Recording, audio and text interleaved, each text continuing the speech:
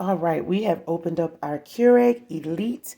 This one is the version that is only available at your local Walmart. Keurig.com does not carry the Keurig Elite single serve coffee maker. This is what it looks like opened, and the front has been removed. We have a add water light that will indicate the low level of the reservoir that is inside, as well as on the back of your coffee maker. There is a line that it tells you to fill it up to right here. That is your maximum line, but of course it reserves water down here so that you can get the proper heated brew every single time.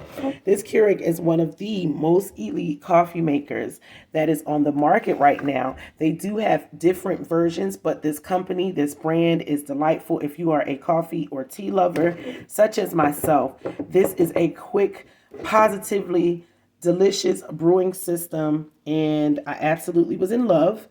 We had an issue where the lights will not come on. If you are familiar with the usage, you would turn this on, and as you see, once we close down the lid and fill it with our particular coffee cup, K-cup, the lights will illuminate and flash to allow you to know that you have 3 different selections of the size of your brew. Unfortunately, I've been experiencing for about 3 weeks, no lights, just a simple brewing sound, no water, or a very, very slow drip. Today, we have accomplished a brew of tiramisu, and I did realize that this was a little hard to remove from the Keurig to just find out what I possibly had done wrong. Sorry about the way it looks, believe it or not. She had made it to the trash, and I said I wasn't going to do what I'm doing right now, but I started looking over some things and decided that this possibly could be a repair. So today I would love to share with you that I did repair it, and it was so simple that I have to tell you what I did. 4 easy screws were removed from the bottom. Then we have these little nodules that were connected to the bottom. And what you'll see at each point, even the little corners, that it fits on the bottom of this. And when you're in that position of it, you'll see underneath that there's a space for you to actually, let me show you. There's an actual space for you to lock in place those same nodules that I just spoke to you about and let you know you have to push away from. That would be one of them right there. So you're going to kind of use a butter knife or something of that nature, and you should be good to go as far as making sure that the back is being removed. You want to start from the bottom, and again, you'll see those 4 little corners there, and you'll want to push them away from your coffee maker. It's actually 4 corners. They are screwed to it, and then you'll do 3 little nodules and push those out as well. Push them away from your coffee maker with a light butter knife, and you'll feel it kind of come apart. Then on the side here, there are more connectors in this area. So they connect to the rear, and that would be the more straight down, up and down part of the coffee maker. So you'll just pop those on out real gently on each side. And as you have completed that process, yes, this will remove from the front of your coffee pot brewer. And what you'll do is, of course, sit something underneath to make sure that any brewing, any dripping that decides to occur once you've realized I'm opening this thing because I'm not brewing anything, something's going to happen because I'm going to tell you how to fix it. We're going to go in here. And what I noticed right away was that I had a switchboard, and that obviously there had been some type of dripping damage here to this part of my connecting wires that allows the illumination of our buttons. So my son said to me, you know what, Mom, it looks like that was wet. Let's just switch it out. Let's take this cord and put it up here, and take this cord and put it up here.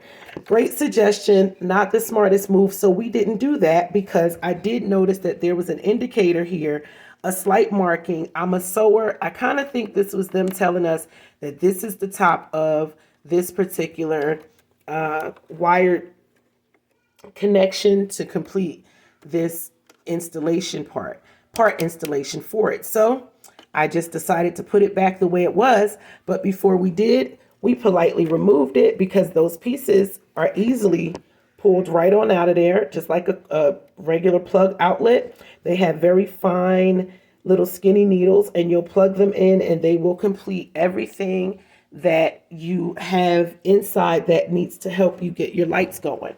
So after we saw I did that, I simply went inside and found where exactly my water reservoir pump was leading upward.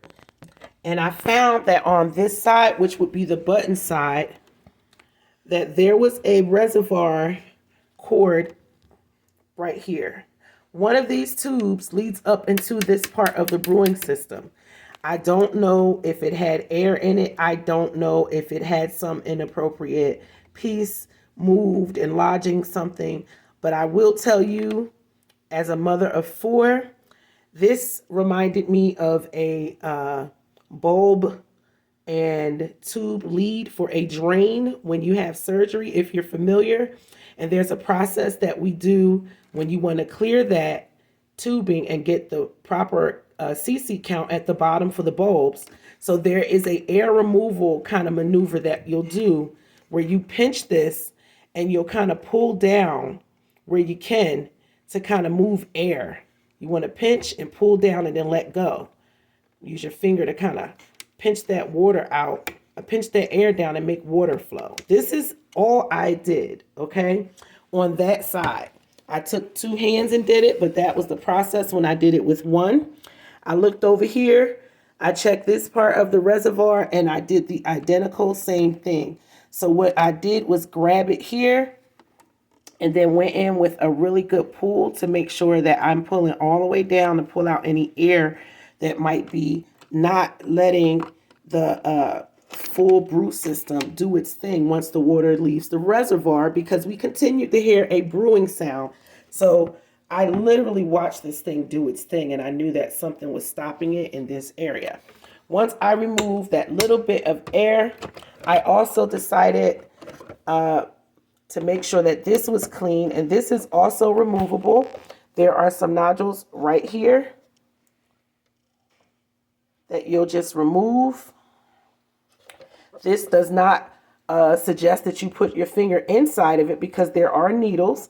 The needles are at the top and the needles are at the bottom. So you don't want to put your fingers directly up and you don't want to put your fingers directly down in here, but you do want to make sure that you use these little detachments here to remove this. This is removable.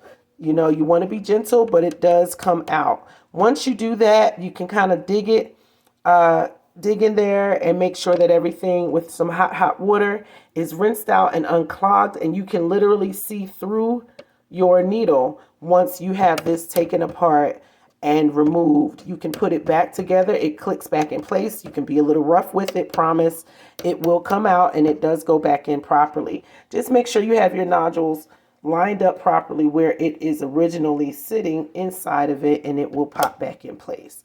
So again, I fixed my Keurig and found out that our brewing system just obviously had a little bit of a deterrent from wanting to actually get the water from the reservoir at the bottom and all the way up into our drip system. Not sure what was clogging it, but if it was air, again, I removed it by grabbing this and doing a slight pull and push to try to squeeze air from this part in any way that it was out of this and back into where it wanted it to go. If this helps in any way, I'm grateful. I fixed my Keurig. You can fix yours too. Any questions, I'd love to answer them. Comment below if you've had this issue. I know that when I saw these three flashing lights, joy to my heart, I am officially a coffee maker fixer. I'm a mom of four. I'm a blessed woman. I hope you are a blessed woman or man, and this blessed your day. Have a wonderful one.